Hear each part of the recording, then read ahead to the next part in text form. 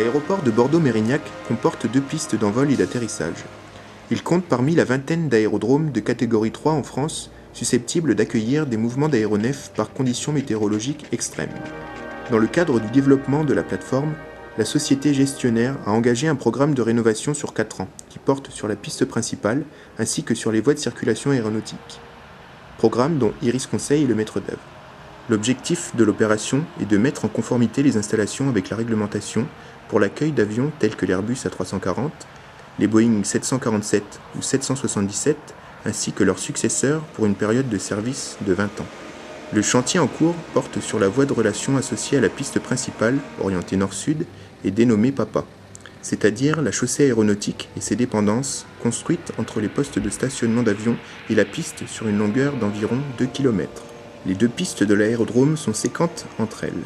Leurs voies de relation parallèles et les voies de desserte des parkings pour avions forment donc un réseau enchevêtré par lequel s'écoule le trafic aérien au sol. Afin d'assurer la continuité d'exploitation pour l'aviation commerciale concernant les passagers et le fret, pour l'aviation légère, pour les industriels Dassault et EADS et pour l'armée de l'air, les travaux ont été échelonnés sur un chantier glissant constitué de 7 phases correspondant à des secteurs géographiques distincts. Ce film a été tourné en novembre 2008 durant l'achèvement de la 4e de ces phases, à l'intersection des 2 pistes.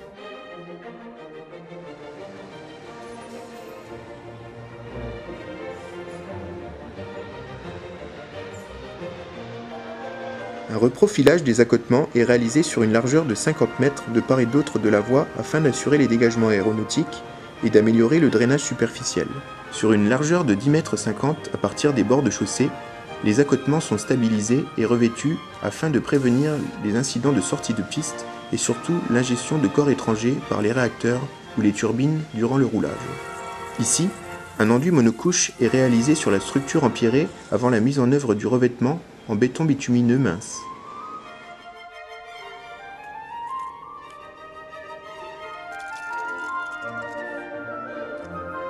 La voie PAPA a été construite en 1956 suivant la technique des dalles de béton californiennes. Les opérations d'entretien se sont depuis déroulées par rechargement successif en grave bitume et en béton bitumineux.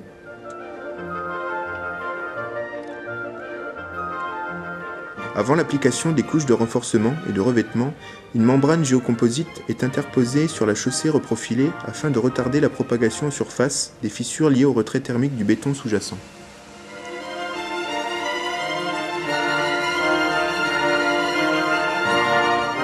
Ce géotextile est collé sur la chaussée après répandage à chaud de bitume pur.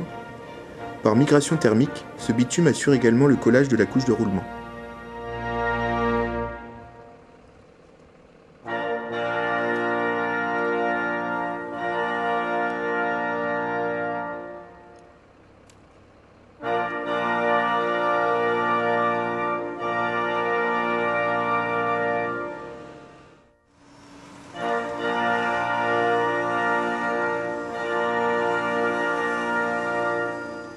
La couche de roulement est réalisée en béton bitumineux aéronautique.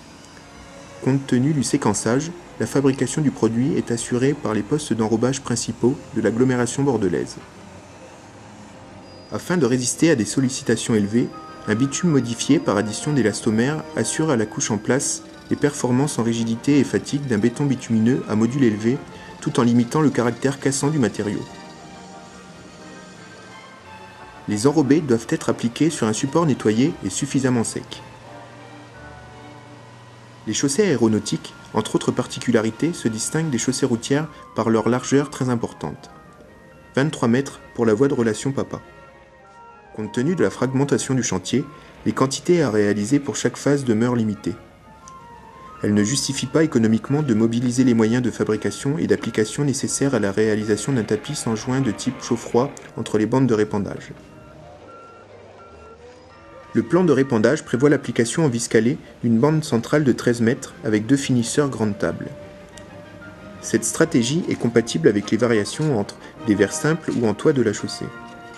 Les bandes de rive sont ensuite mises en œuvre par palpage sur les couches centrales.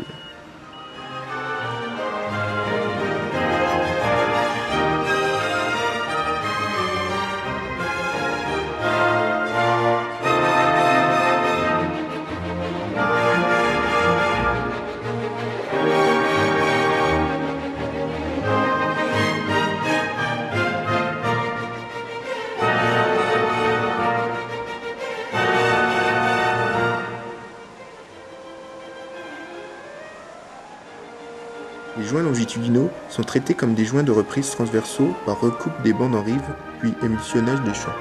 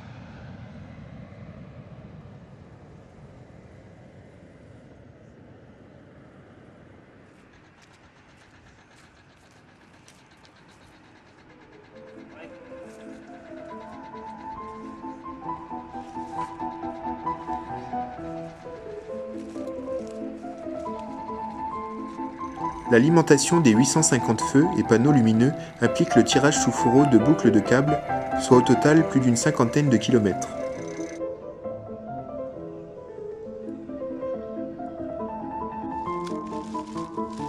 Pour chaque feu et chaque transformateur d'isolement, un connecteur est confectionné sur mesure sur les câbles primaires. Cette tâche est répétée de manière innumérable et constitue l'un des principaux chemins critiques des travaux.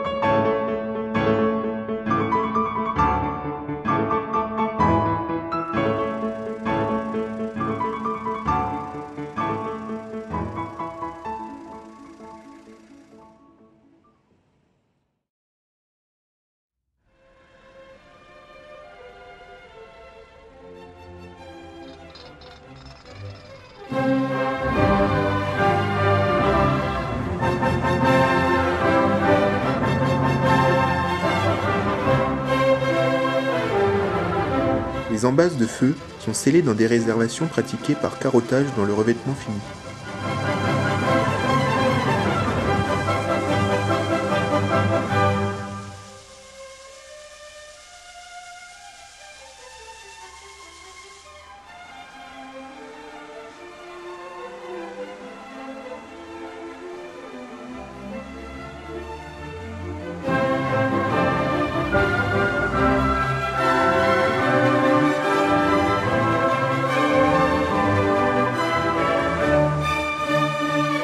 encastrés sous la voie aéronautique sont alimentés par des câbles secondaires posés sous fourreau à l'intérieur de tranchées bétonnées, réalisées avant reprofilage de la chaussée.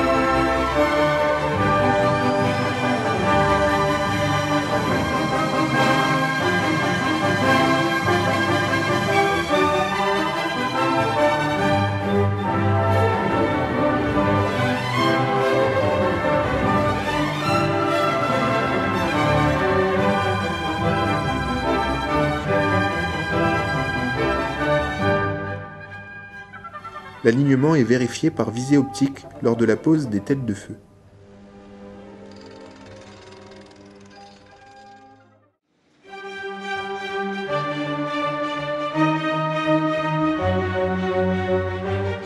La remise en service des voies de circulation est précédée de la réalisation des marques de chaussée réglementaires et des travaux de nettoyage.